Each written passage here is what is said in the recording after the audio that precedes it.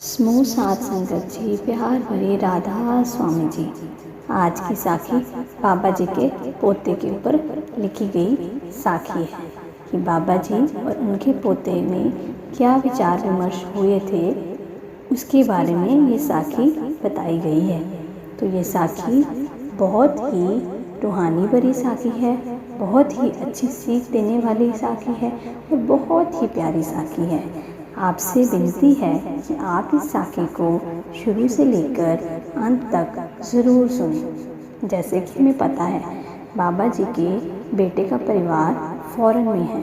वह कभी कभी ब्यास भी बाबा जी से मिलने आते हैं।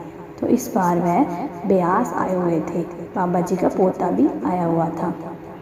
जैसे कि हमें पता है बाबा जी ने सत्संग घर बच्चों के लिए भी बनाए हुए हैं, जिसमें 5 साल से 12 साल की उम्र के बच्चे सत्संग सुनने जाते हैं। उन सत्संगों में बच्चों को बहुत ही प्यारी स्टोरीज से, प्यारी कहानियों से समझाया जाता है कि उन्होंने अपनी ज़िंदगी में कैसे सीखना और संवरना है, कैसे बिना डरे हर मुश्किल का सामना करना है। तो एक बार बाबा जी का पोता भी सत्संग घर में गया। जब सत्संग खत्म हुआ तो वह बच्चे सभी लंगर के घर की ओर दौड़ रहे थे।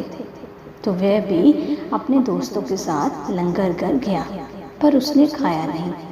वह घर वापस आ गया बाबा जी की कोठी में। जब वह घर आया तो सभी उसे कहने लगे कि खाना खा लो, तुमने सुबह का कुछ नहीं खाया।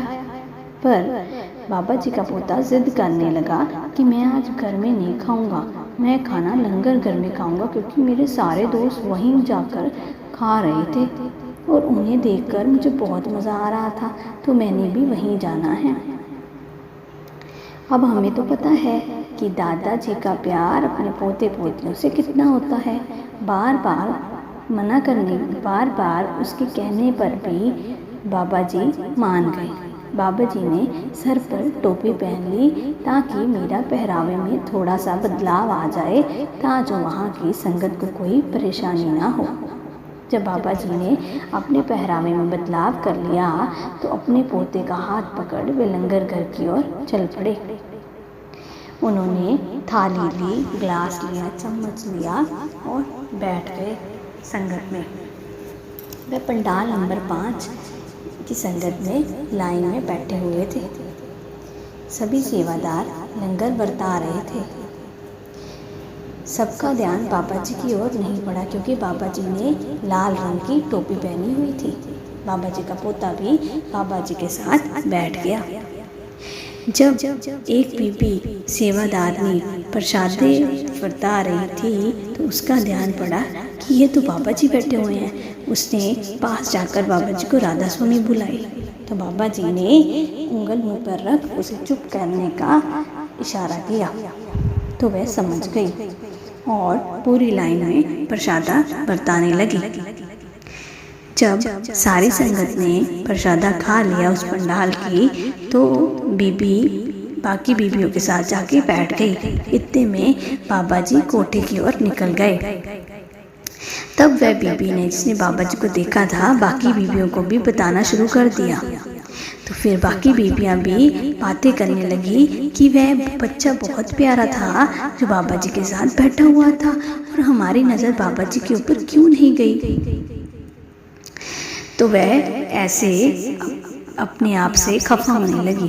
तो वह बीबी बोली कि बाबा जी का हुक्म था कि किसी को बताना नहीं है, इसलिए मैं चुप रही।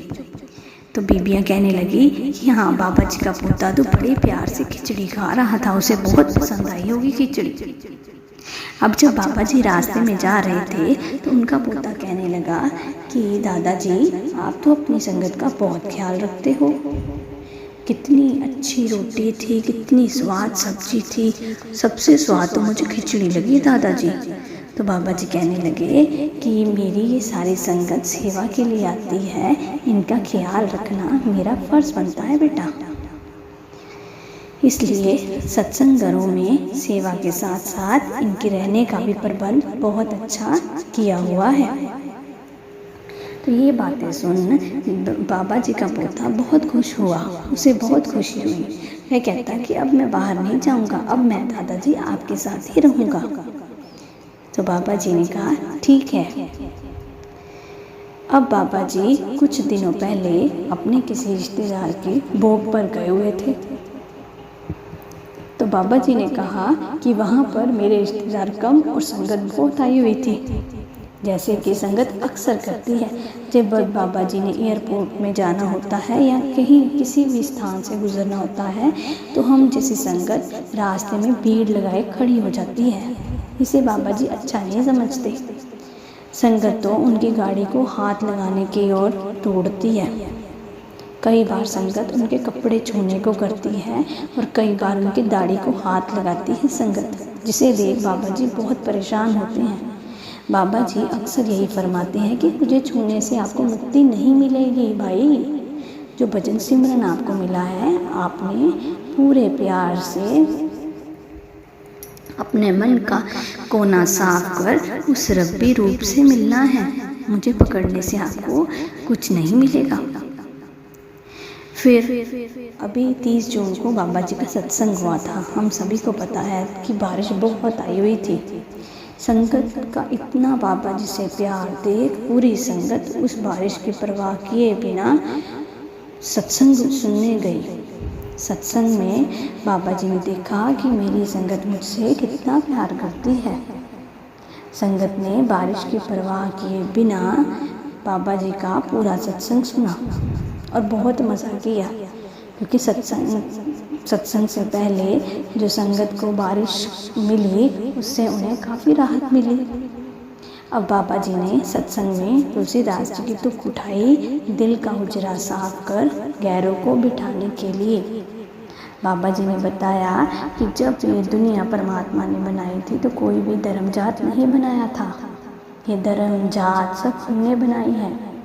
जब बाबा जी किसी इंसान को जन्म देते हैं या उसे लेकर जाते हैं तो बाबा जी किसी भी धर्म के अनुसार नहीं लेकर जाते कि ये हिंदू है तो इस रीति रिवाज से लेकर जाना है, या ये सिख है तो इस रीति रिवाज से इस दुनिया में भेजना है। वह तो एक मानव शरीर को बेचते हैं। फिर इंसान क्यों धर्म जातियों में बट गया है? हम सब एक हैं, मालिक भी एक है। हम सब ने मालिक को बांटा है। मालिक एक है, हमने उस एक से मिलना है। तो बाबा जी ने इन तुकों को समझाया कि जब हम बर्तन में गंदगी लगी हो तो हमें बार बार उसे साफ़ करते हैं। हम तब तक साफ़ करते हैं जब तक वो अच्छे से साफ़ नहीं हो जाता। हम रोज़ाना उसे साफ़ करते हैं। साफ़ करने के तौर तरीके भी बदलते हैं। ठीक इसी प्रकार हमने मन को साफ़ करना है। उसे इतना साफ़ करना है कि जब भी हम भजन सिमरन पर बैठें तो वो भटके नहीं, सीधा हमारा कनेक्शन उस रब्बी रूप से हो जाए। यही हमारे जीवन का मकसद है। हमने इस मकसद को पूरा करना है।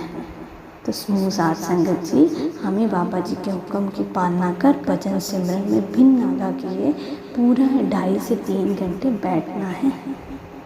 तभी हम बाबा जी की असली खुशी प्राप्त कर पाएंगे।